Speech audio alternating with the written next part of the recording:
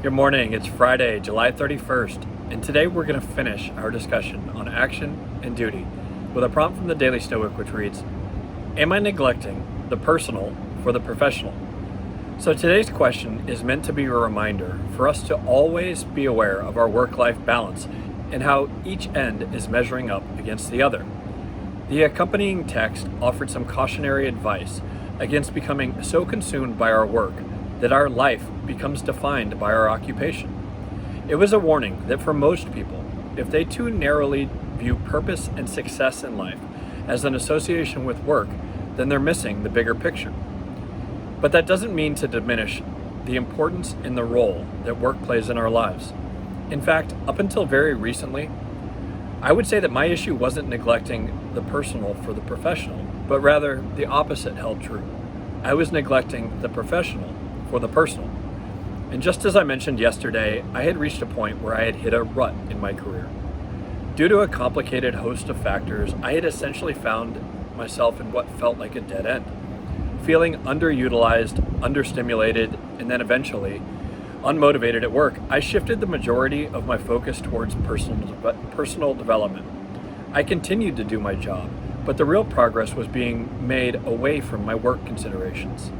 But then over time, and as I mentioned before, the delta between my newly redefined personal self and my stagnated professional self became problematic. I hadn't brought the two into alignment, and the further that I progressed personally, the more noticeable this became. And this ultimately led to more resentment associated with my job, as I felt like it was pulling me back into a persona that I no longer wanted to maintain. I knew that I had to make a change. Fortunately, just as I was coming to terms with this, an opportunity opened in front of me with the unexpected resignation of my boss. I knew it was a stretch for me to go after that job, and I knew I didn't have the experience that they would be looking for. But it was a chance to address the primary area of my concern, and to bring about that change, to successfully land that job, I would need to align my thoughts, my feelings, and my actions. It required that overhaul to be made professionally that I had already integrated personally over the last several years.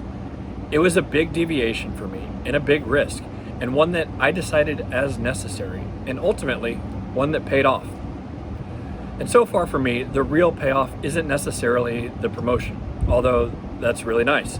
Instead, it's about feeling like I'm no longer neglecting the professional for the personal. The two have been brought into better balance, and there's much better alignment.